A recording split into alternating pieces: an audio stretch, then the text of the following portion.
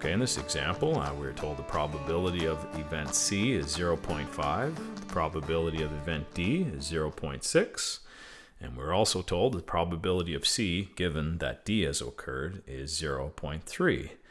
And I think most of these questions, at this point at least, should be pretty predictable. We're being asked to determine the intersection and the union of these two events, or the probability of the intersection and the union of these two events. We're being asked to determine whether these events are mutually exclusive, and whether they are independent.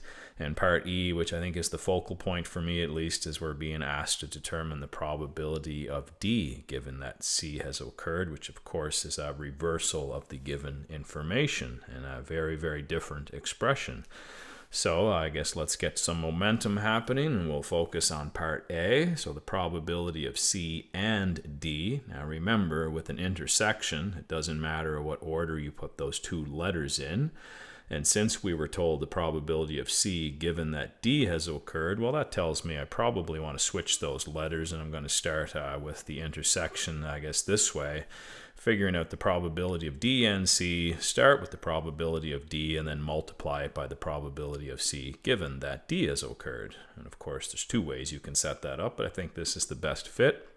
Because of the conditional probability that was given, D has to happen first, of course, because that's the letter after the vertical line. So if we recognize that setup, it's pretty easy. We just input the given information.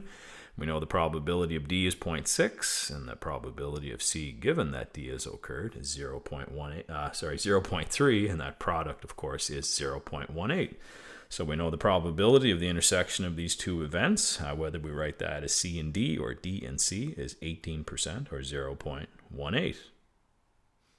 Okay, in part B, we're being asked the question of whether we think C and D are mutually exclusive, and support our answer. Try to give a reason for your answer, and of course there should be some good flow here. We just determined that the probability of C and D was 0.18, which means the likelihood of the intersection is something other than 0, and so of course that rules out any possibility of these events being mutually exclusive. So to maybe support your answer, given that the probability of the intersection is not 0, it's 18% or 0.18. Of course, these events, C and D, are not mutually exclusive.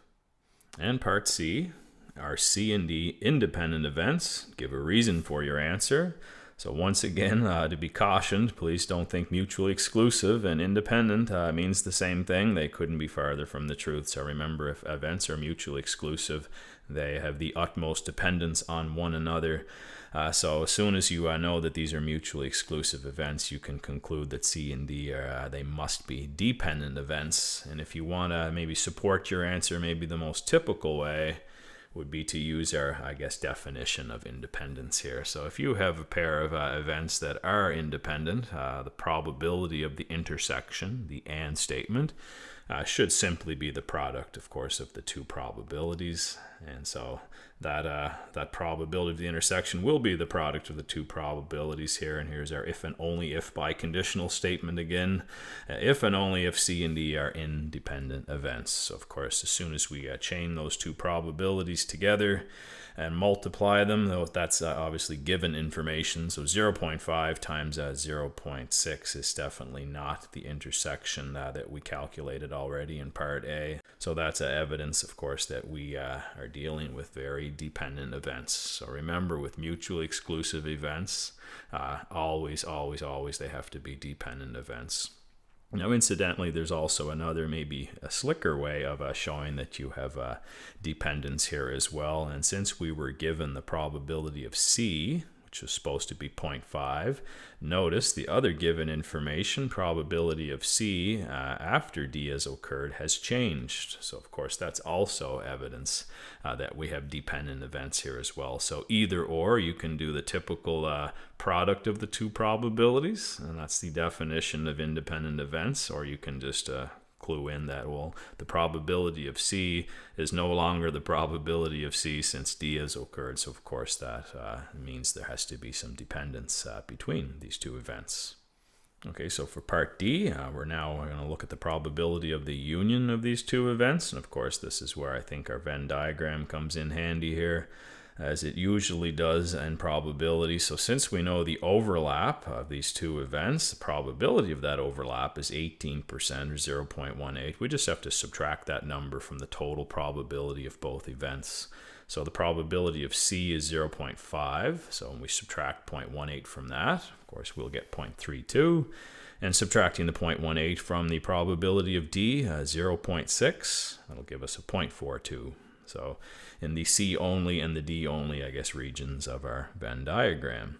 And a little bit of inventory here. If we add those numbers up, we do not get 100%, or I should say we do not get 1. We only get 0.92, so there's 8% of our sample space unaccounted for within those circles. So of course that's the probability of the outside of those circles, I guess the no chance of C or D or possibly both occurring. So if we know those three numbers, we don't really need the 0.08 here in part D, but I thought it would at least complete the Venn diagram. So you can just add those three numbers together in your circles, and that will be our union. And that, of course, is 0.92 or 92%. And if you want to at least exercise that formula of the union, the rule of sum, you can do it that way as well. So remember, the probability of the union is the sum of the individual probabilities, taking some care to make sure that you don't count the probability of that overlap twice, which is why it's in our rule of sum here. And of course, that gives us the same answer, 0.92 or 92%.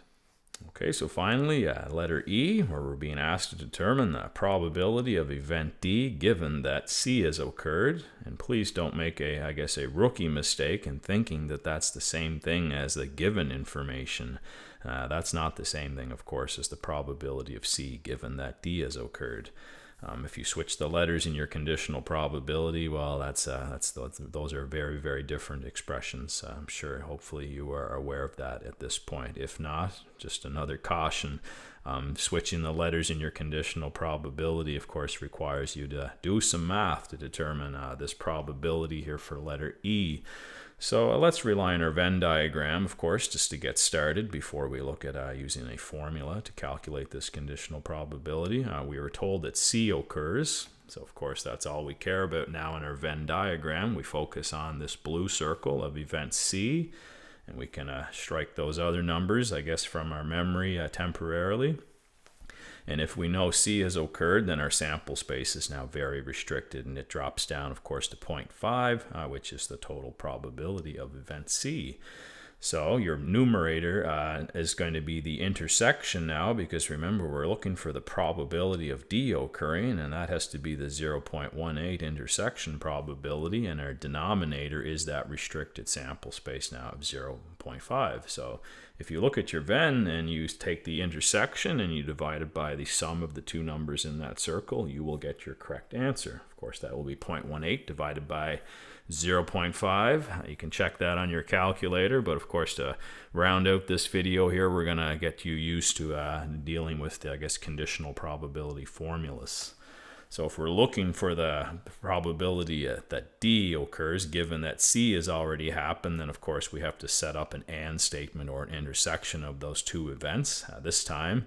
And I guess the alphabetical order, because if C occurs first, then that's going to allow us to set up probability of D given that C has occurred. And then a simple division on either side of that expression gives us an expression, or formula, I should say, for the probability of D given that C has occurred. Now notice in that formula, the intersection is the numerator, and the total probability of our blue circle here, event C, is the denominator, which of course we've already determined as our game plan, I guess, to figuring out this probability, just relying on our Venn diagram. So I guess our logic is now simply just stated in using the formula, the intersection formula with a little division and a rearrangement. And then to get the probability of D given that C has occurred, it's going to be intersection divided by, again, the probability of C in the denominator. That's 0.18 over 0.5, which is completely acceptable to just say is 0.36, or 36%, but I did a little simplifying of that the decimal fraction there as well. Of course, you can times the top and bottom by 100 and reduce that fraction. So if you want to be slightly fancier, or for some reason you prefer fraction, which is definitely a good thing, you could write this probability as 9/25 as well.